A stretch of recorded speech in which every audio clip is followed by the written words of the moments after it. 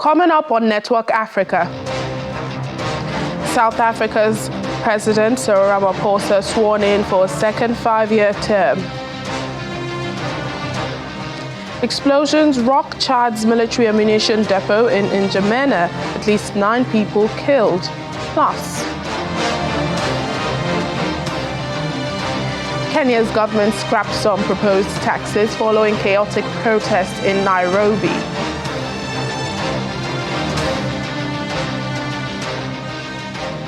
Hello and a warm welcome to the program. I'm Layo Olarinde. Thank you so much for joining us at this time. Against all odds in South Africa, Cyril Ramaphosa has been sworn in as president for a second term, despite failing to secure a majority in parliament in last month's election for his African National Congress party. Many dignitaries, including several African heads of states from Nigeria, Zimbabwe, Tanzania, the Pan-African Parliament and more, attended the ceremony that held at the Union Buildings in Tshwane, Pretoria. The oath of office was administered by Justice Raymond Zondo. In his inaugural speech, President Ramaphosa promised to be a president for all South Africans and to work with everyone that is willing to contribute to finding solutions to the challenges the country faces. He adds that voters did not give a single party the full mandate to govern the country alone and have directed politicians to work together to address their plight and realize their aspirations. Well, lawmakers re-elected President Ramaphosa as president last week following a deal between the ANC and its longtime rival, Democratic Alliance, and other parties to form a coalition government. As we enter another era in the life of our nation, the resilience of our democracy has once more been tested, and the people have spoken loudly that they choose peace and democracy over conflict, violence, undemocratic and unconstitutional methods. In their multitudes, in their voices that are many and diverse, the people of South Africa have voted and have made known their wishes, their concerns, and their aspirations. We accept and respect the results of the elections, and once again we say, yes, the people of South Africa have spoken, and we accept. Their will shall be done without any doubt or any question. The voters of South Africa did not give any single political party the full mandate to govern our country alone. They have directed us to work together to address their plight and realize their aspirations. They have expressed their appreciation of the progress in many areas of their lives over the past 30 years of democracy. They have also been unequivocal in expressing their disappointment and disapproval. Away from South Africa, at least 9 people have been killed and 46 others injured after a huge fire broke out at an ammunition depot in Chad, causing major explosions. The foreign minister confirms that the blaze happened at a military depot in Guji area of the capital in N'Djamena. According to witnesses, the blaze caused weapons to fire into the air and blasts could be heard from miles away. The explosions also jolted residents from their sleep late on Tuesday. President Mohamed Idris Deby has sent his condolences to the victims and their families, promising to launch an investigation into circumstances surrounding the inferno without specifying more information. Well, Kenya's government has scrapped some proposed taxes in this year's controversial finance bill, including a 16% levy on bread, after a public outcry. Well, the announcement by members of parliament came as police fired tear gas and used water cannons to try to disperse angry protesters in the capital, Nairobi, on Tuesday. Well, after that protests, dozens of people have been arrested, and lawyers earlier joined chanting crowd at the city's main police station to demand the detainees be freed. Civil society groups say that despite these arrests, demonstrations and a planned sit-down outside the parliament buildings will continue. Now, since coming into office, President William Ruto has introduced several new and unpopular taxes with the aim of eliminating the country's national debt of nearly $80 billion. We are crying, and we are really crying. We are really crying as citizens. We are really crying. Drop the finance bill. Drop it. Drop it. It is going to kill us. It is taxing us so much. We don't have anything. We are young boys suffering on the streets. Help us, President. Help us. Well, Mariama Diallo is the VOA's Nairobi Bureau Chief. She joins us now on the program for more on this. Hello, Mariama. Thank you so much for your time. Quite chaotic and dramatic scenes we've seen from Nairobi. Talk to us about the demonstrations on Tuesday and what led to the police tear gassing the people. Well, thank you so much for having me. The bottom line is, as you've heard, that protester, they feel like that they are just being overtaxed. And basically, a person, one of the activists, actually, I just got off the phone with before coming on the air, spoke to them and asked them why exactly they were protesting. They talked about the fact that they want the president, William Ruto, to tell them why so many taxes. They want President Ruto to tell them how much debt does Kenya owe, how much has President Ruto repaid since he's been president of the country, and how much is left over instead of just basically taxing and taxing. What led to those treatments? What led to the mishandling, the harassment, and the arrest? Basically, I don't know exactly what led to that, but I know that from everything that you've seen, from all the video and everything that was reported, that the police fired stun grenades, water cannons, and also tear gas to disperse some of that crowd. Some of them were also loaded into police cars. I think in Nairobi. In Mombasa, though, I've heard one of the authorities asking for the demonstrators to stop, to end the protest, because they talk about they citing lack of notice.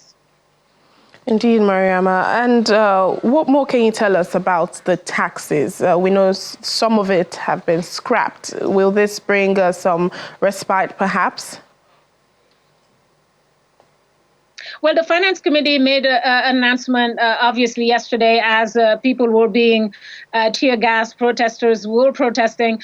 They did make an announcement that some of the most contentious clauses will be dropped out of the bill, and that includes, taxes on car ownership and, taxes on bread. You've heard that, you've talked about it, 16%.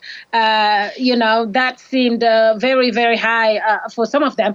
But the protesters say that they're going to continue. Some of them say they're going to continue to protest because they want to make sure some of those clauses that they said will be dropped out of the finance bill will actually happen. They want to make sure that will continue. And a lot of them are continuing to protest, like this activist that I spoke to earlier, because, when I spoke to him, he was actually at the High Court, asking for some of his comrades, some of the other activists that were protesting, that were being detained, to actually be released.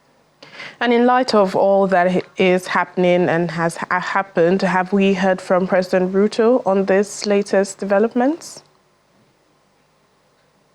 Well, I talked about earlier, just a few minutes ago, about the Finance Committee making the announcement of dropping some of those most contentious clauses. The reason why I mentioned this is because President Ruto was actually there, standing right next to them when they were making that announcement, and from the government, they're saying that they've listened to the population, they've listened to Kenyans during this public participation, and the fact that, they are trying, they're showing by dropping some of those, they're showing that they care about what the ordinary Kenyans is feeling. They care about lowering the high cost of living that a lot of these protesters are complaining about. And just finally, the protesters that have been arrested, what will become of them? What consequences are they facing? That's a very good question. And I'm bringing back the activist I was talking to on the phone. When I was actually on the phone with him, he said that they had been camping at the High Court to make sure that some of their comrades get released. And while I was talking to him on the phone, he actually did announce to me that some of them were actually being released as he was talking to me on the phone, and that he had to go. So our conversation was cut short. I guess as we go, as the day goes, the weeks goes, I would hope that the days will figure out more about what would happen to some of the people that have been arrested. I know, at least on the media side, the Kenya Media Council really, released, something talking about how shocked they've been, and they've used specific journalists who were, even with their press jackets, with their press badges, were allegedly mishandled, harassed, and basically some of them are injured, some of them are in the hospital. So I guess once we get more information on that, we'll make sure to share those with you. All right, then. Thank you so much. Mariama Diallo, the VOA's Nairobi Bureau Chief. Thank you for your time. Thank you for having me.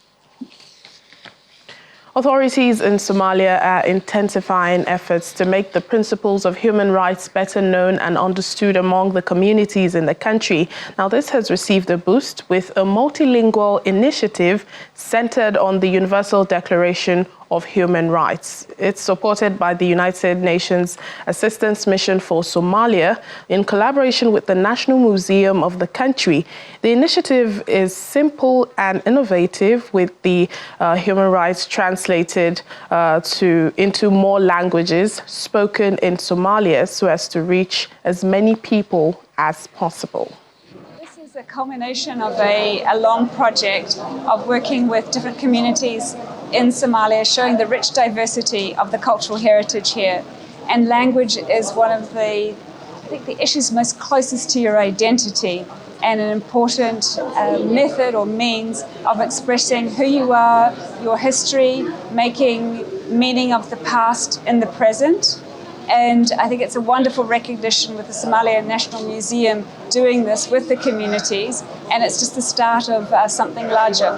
The Universal Declaration of Human Rights is universal, it's for everybody. So the more inclusive we can be in ensuring that it's in different languages, the more inclusive it will be in terms of people understanding that these are their human rights and that they can claim them. Let's take a break now on the program. Still to come. It's World Sickle Cell Day, a day to help increase public knowledge and raise awareness on blood diseases. Please stay with us for more details. Welcome back to the program. The Lagos State government has issued a call for heightened vigilance and the adoption of precautionary measures to prevent the spread of a potential cholera outbreak in the state. This call follows an excess of severe gastroenteritis cases reported in Lagos in the last 48 hours. This is according to the State Commissioner for Health, Professor Akin Abayomi, who was speaking during an interview at Lagos House Marina on the surveillance reports reaching his desk in the Ministry of Health. He disclosed that cases of severe gastroenteritis have been reported in communities around Etiosa, Lagos Island, and Koshofe local government area, resulting in about 60 hospital admissions, and sadly, 5 deaths have been recorded, mainly from patients presenting late with extreme dehydration. He's encouraging residents with symptoms of diarrhea to report to the nearest hospital and get treatment. We realized that there was a sudden spike. We saw on one day, on the 10th of June, about 140 patients across our general hospitals, mainly in Lagos Island, Lekki, and Koshofe. So we realized something was happening. We activated what's called the Emergency Operations Center, which has multiple pillars, and they kicked into action and they started to investigate what was happening across the state in our hospitals, at home, and in the primary healthcare centers. We got a confirmation that this was indeed cholera from our laboratories, and a subtype that we are familiar with, which is a fairly aggressive subtype of cholera which spreads very quickly. And that means that our medical countermeasures needed to be up to speed to be able to stop this cholera from moving from person to person. This was also in anticipation of the public holiday and the festive season of Ilea. We were rolling into the festive season of Ilea. Of course, as Lagosians, this is a big event for us. We didn't want to curtail it in any way. So we amplified and increased our surveillance activity. And luckily, those efforts paid off, and we started to see a progressive decline in the number of cases that were presenting to our facilities and into the private sector as well. So as of now, the numbers have come down dramatically, and in fact, we had 10 cases day before yesterday, and yesterday we actually have not reported any new cases in Lagos. We are working very, very closely with our 2 commissioners in education to make sure that we sensitize all the teachers, we sensitize all the school clinics, and we make sure that all that information is out there. It is very important that if you notice severe gastritis or gastroenteritis with vomiting, that you start immediate first aid, which is treatment with oral rehydration salts. But you don't leave it at that. You present to one of our medical facilities, and we will start the treatment. We will take the samples. Don't go and collect treatment, on the side of the street.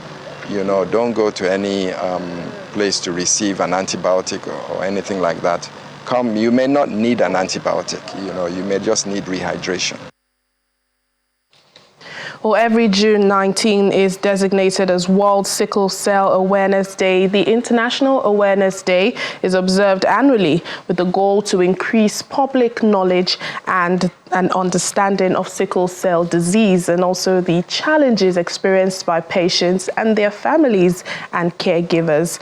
This year's global theme is Hope Through Progress, Advancing Care Globally. Or here in Nigeria, the Sickle Cell Foundation has cared for those living with the disorder for 30 years and is now sounding out the urgency of the situation.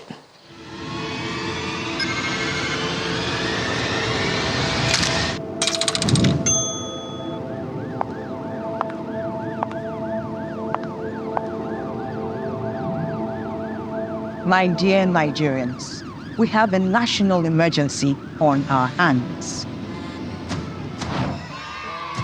Every year, over 150,000 children are born with sickle cell disorder in Nigeria. Nigeria accounts for 50% of sickle cell disorder births in the world, and the majority of these children die before the age of 5, mostly as a result of poor access to health care. Sickle cell disorder contributes 8% to infant mortality in Nigeria. There are over 4 million people living with sickle cell disorder in Nigeria. Let's compare this with 100,000 in the United States of America.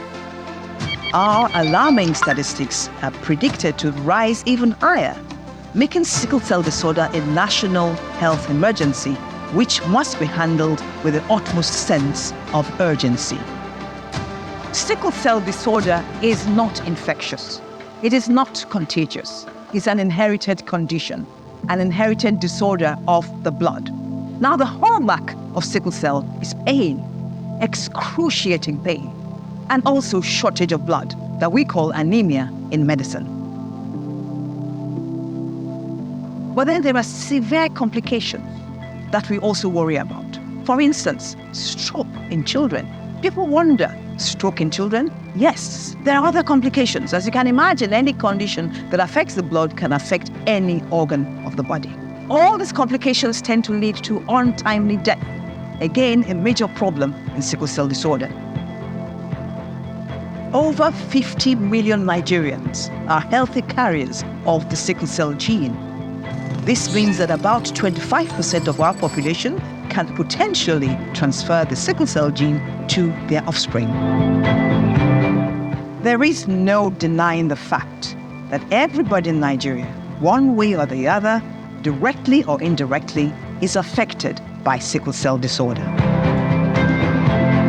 Over the years, Sickle Cell Foundation Nigeria, with the aid of great partnerships, has carried out extensive prevention and comprehensive care and cure programs that have helped hundreds of thousands to alleviate the burden of sickle cell. Our efforts have proffered solutions at a very small scale compared with the enormous scope of the problem that confronts us nationally. We cannot fight this battle alone. This is a war. Sickle cell disorder is a Nigerian burden. It's a national crisis, a national disaster, and let's see it as such. And the only way we can bring it to heel is to come together, all stakeholders, the private sector, government, everyone to synergize and work together so that we bring sickle cell disorder to heal and allow those who have this condition live a pain-free life and contribute meaningfully to the society. We've come a long, long way, but there's still so much to be done, so much ground to cover. Together, we can improve the quality of life of persons living with sickle cell disorder so they can live a normal, productive life and contribute meaningfully to the community. A pain-free life is possible. A pain-free life is possible. A pain-free life is possible. A pain-free life is possible. Ndụ na-enweghị ihe mgbu ga-ekwe ya omume. Seneni. Chiwumi seneni.